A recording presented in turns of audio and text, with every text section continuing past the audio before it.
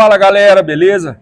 Rafael Vilela aqui no vídeo 4 sobre munições.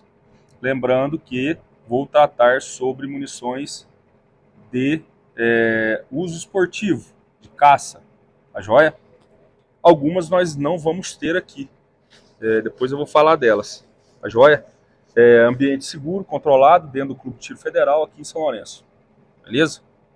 Para quem gosta aí de calibres, não posso dizer calibrão, porque senão eu vou incorrer no mesmo erro que todos os especialistas de arma de fogo das TVs brasileiras, que falam que uma Glock com kit Rony é uma metralhadora de grande poder. Vamos falar de calibres de alta energia. Vamos falar deles. Do 556 e do 762. Ambos OTAN. Porque são calibres padrão OTAN? Porque a Organização das Nações Unidas, com todo o poderio que ela tem, de poder mediar, interferir em algumas guerras, até porque ultimamente ela não anda interferindo, mas ela foi criada para isso. Ela quis estabelecer padrões para que países dissidentes eles possam guerrear de uma forma, como assim dizer, não desproporcional. Então eles estabeleceram os calibres que podem ser utilizados numa guerra entre países, ou até mesmo por eles. É por isso que a gente fala calibres padrões OTAN. Então, apesar de eles existirem outras armas também sendo utilizadas em guerras e tal, mas o calibre civil, o calibre militar utilizado por soldados no momento da guerra, são os calibres de alta energia 556 e 762. Pessoal, o que paira no mundo desses dois calibres aqui? 556 tem um irmão quase gêmeos, que é o 223 Remington. O 223 Remington foi criado antes do 556 OTAN. A joia é NATO, na verdade. OTAN é a linguagem dele invertida. O 556 NATO só foi criado, salvo engano, acho que quase 15 ou 16 anos depois do 223 Remington. A joia? A empresa Remington saiu na frente, criou o calibre 223 para uma arma do exército americano, que eles já queriam a produção de uma arma no calibre 556, nesse calibre, nesse padrão. Então a Remington saiu na frente, fabricou o 223 Remington. Depois veio a FN e criou o 556 NATO. Peso, algumas diferenças entre eles. Por exemplo, essa ponta aqui é uma ponta de 55 grains no calibre 556. No calibre 223, pode-se usar entre os 556 e até a ponta de 55 grains até uma ponta de 65 grains.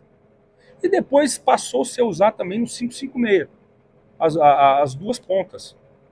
A joia? Hoje a ponta de 65 é utilizado mais na caça. Para o tiro esportivo, continua sendo usada a ponta de 55 grains. A diferença entre eles, gente, no começo, era a espoleta de 1, era 7,5. A espoleta de outro era 5,5.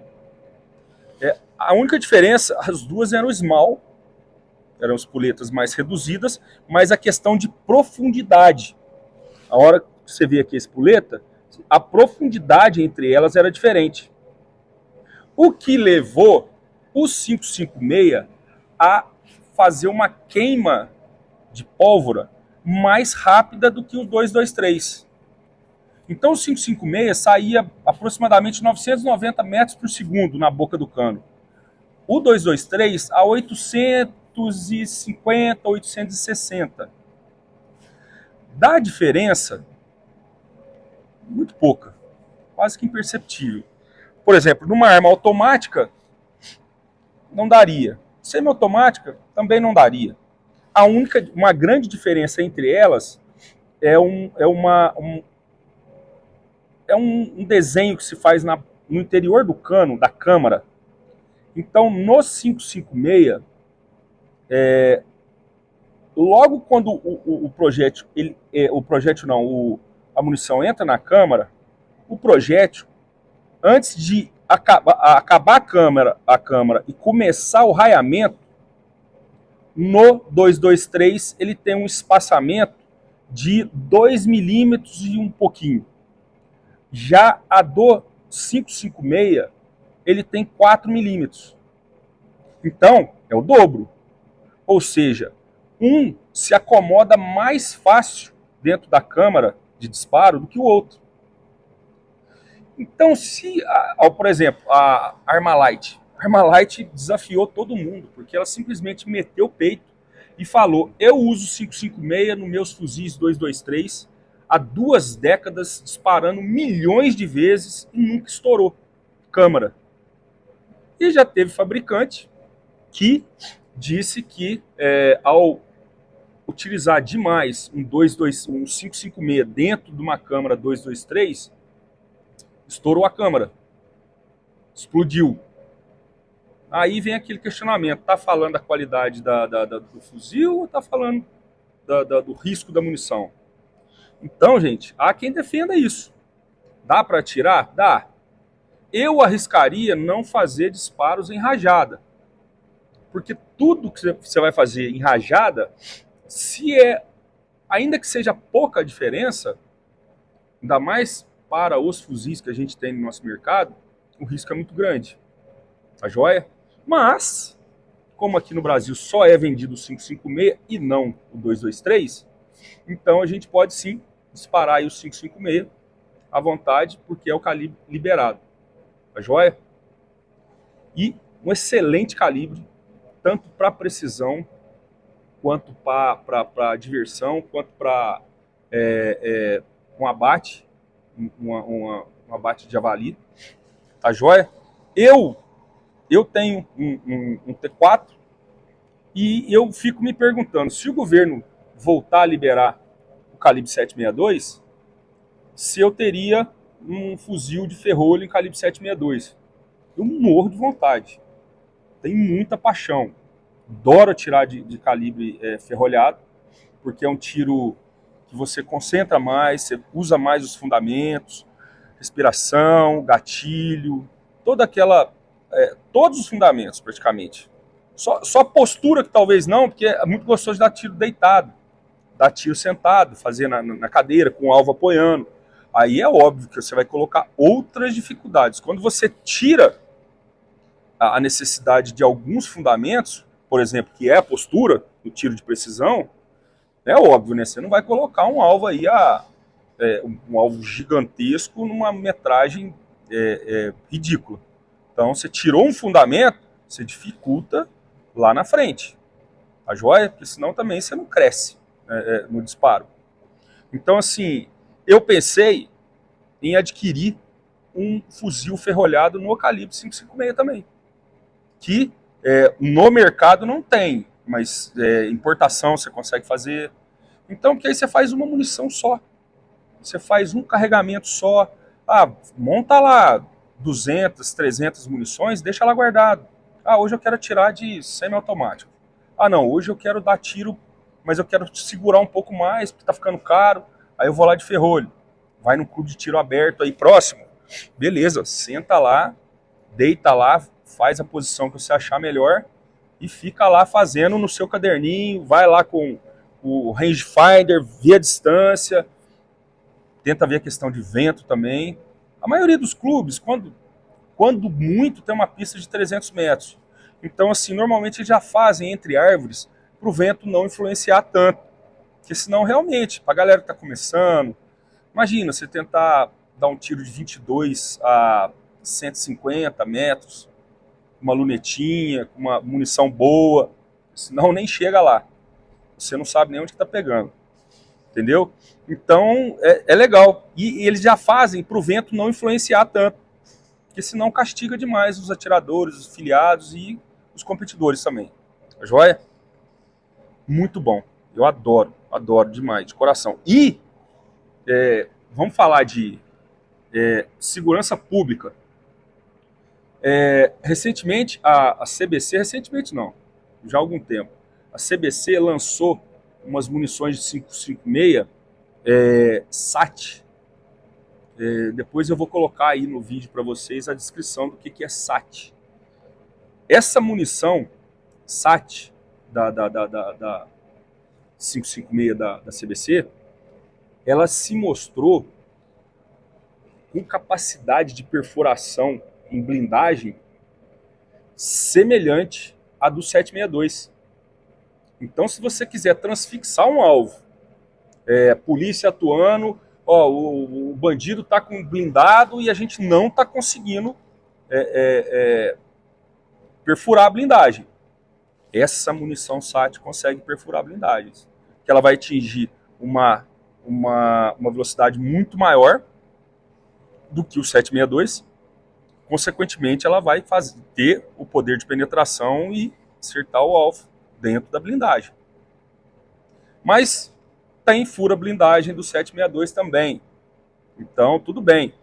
O 5,56 é um calibre mais fácil de você administrar do que o 7,62. O 7,62 já é um tirambaço. É gostoso demais de atirar. Só que é um tiro mais caro.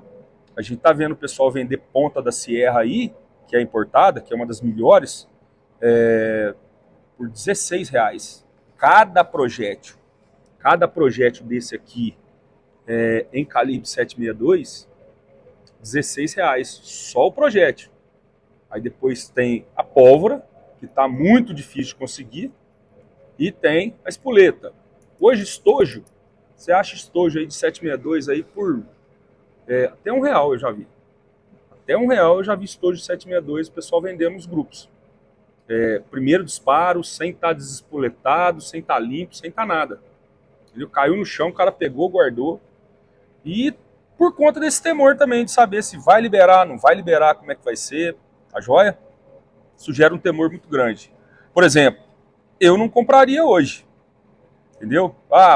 Veio o decreto aí, vamos saber o que vai acontecer para depois tomar a decisão. Bom, cessou 5,56 e 223. Vamos falar de 7,62 e 308. Pessoal, 7,62 por 51. Calibre, padrão, OTAN. Entendeu? E 308. 308. Simples assim, gente.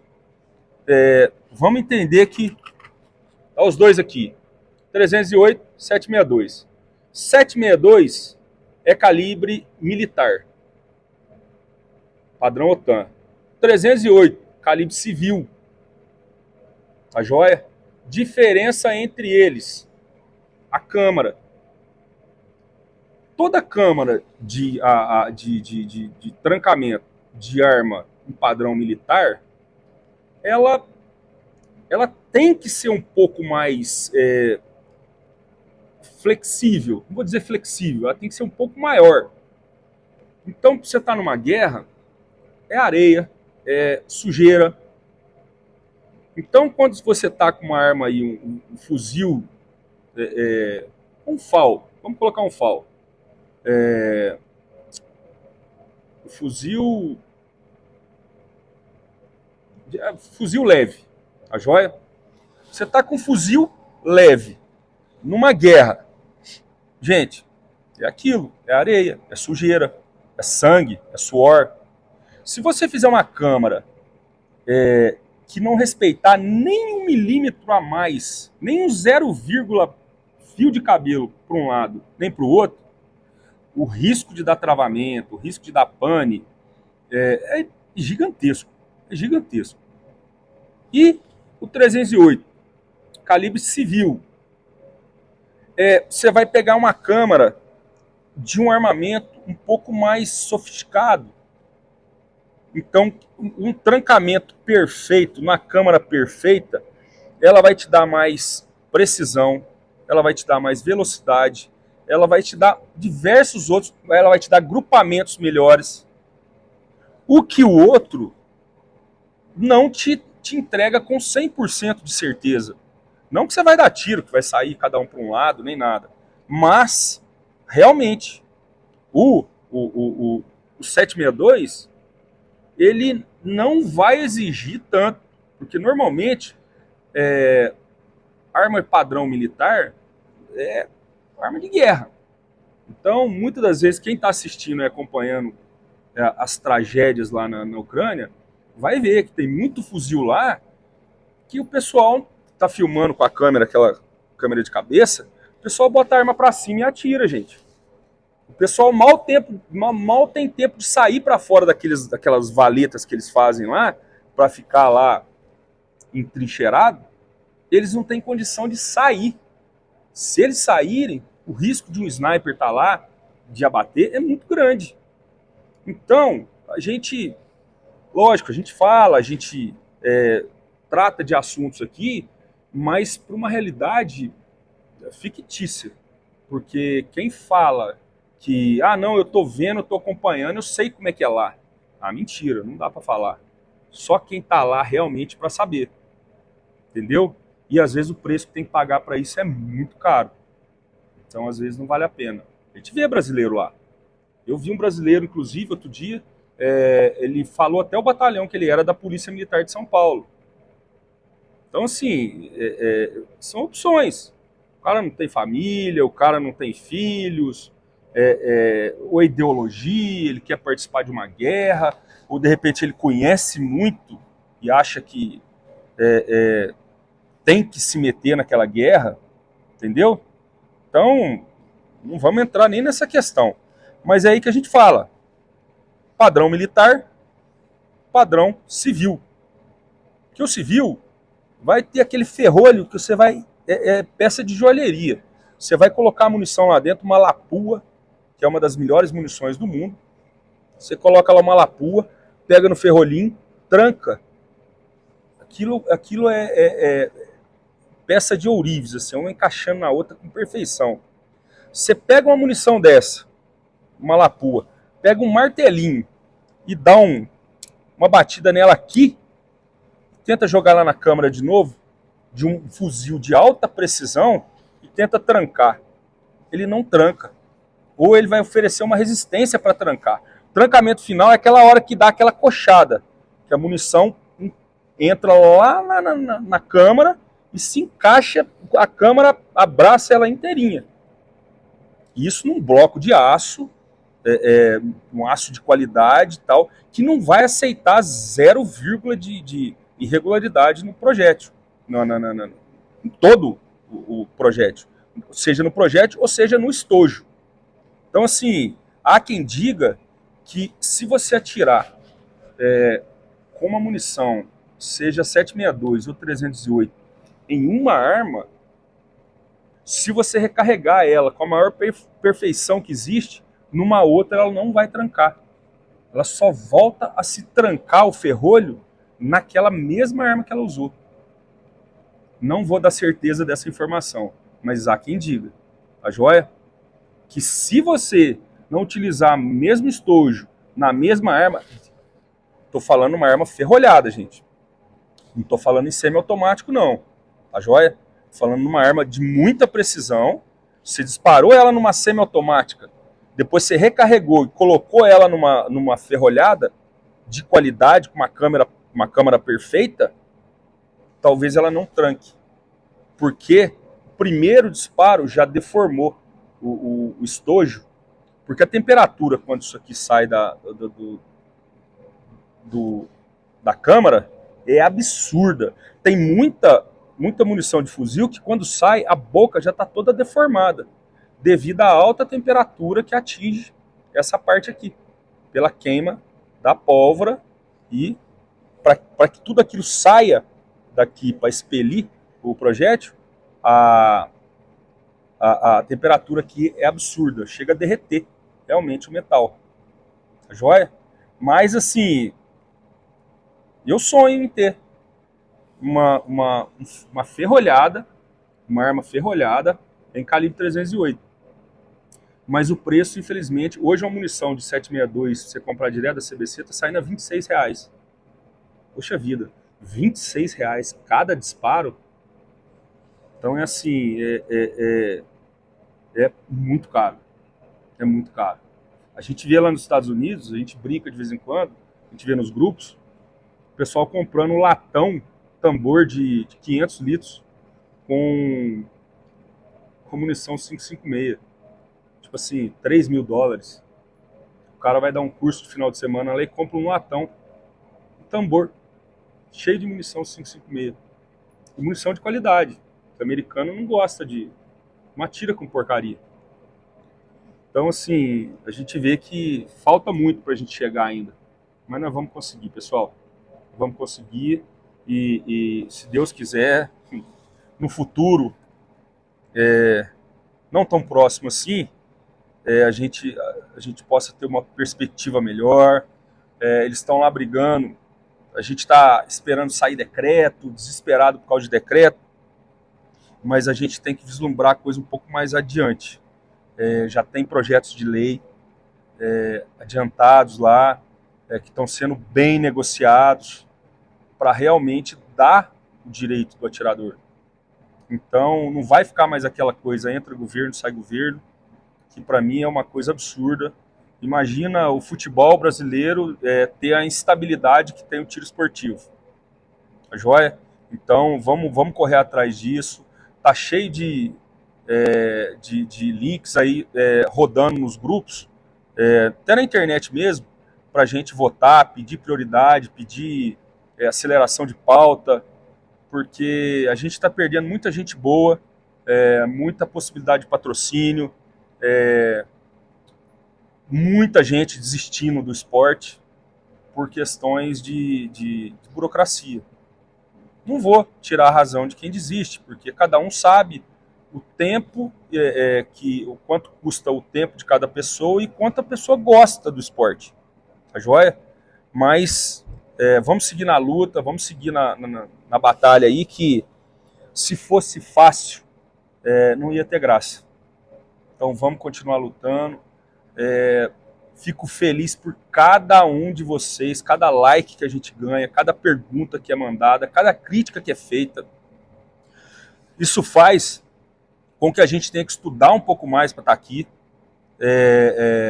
Eu adoro, vou contar uma coisa para vocês aí, não sei se alguém vai perceber ou não, já deve ter percebido. De vez em quando eu falo algumas coisas que depois eu vou ver, falei, putz, deixei passar isso aí. Isso aí não tá certo, eu troquei ali uma coisinha com outra. Então assim, e é legal a gente ver quem percebe isso. Falou, Rafael, você trocou ali, não é isso não, na verdade é aquilo. Falei, pô, legal, o pessoal não tá colocando, não tá soltando o vídeo e não tá prestando atenção, o pessoal tá prestando atenção. Então assim, a gente fica agradecido, a gente fica lisonjeado com toda a atenção, o carinho. A gente colocou aí algumas enquetes que a gente quer sim que vocês participem. A gente já está com o resultado de algumas enquetes aqui que a gente vai fazer, que vocês estão pedindo. Tá joia? A gente quer saber o que vocês querem ouvir, o que vocês gostam de ver. Vamos trazer matéria nova, vamos falar... por exemplo, vamos soltar aí agora uma enquete. Pessoal, 3 calibres só. Vocês querem falar o que a gente pensa dos 3 possíveis calibres? Se Deus quiser, não vão ser só os 3. Eu só posso ter 3 calibres, 3 armas de fogo. Primeiro a gente fala de arma de fogo. 3 armas de fogo que eu posso ter. Vamos falar, eu teria essa e essa. Beleza? Falei dessa. Agora vamos falar que calibres agora. Tal calibre, tal calibre, tal calibre. Mas por que não tal calibre? Opa, beleza, vamos fazer esse bate-bola aí.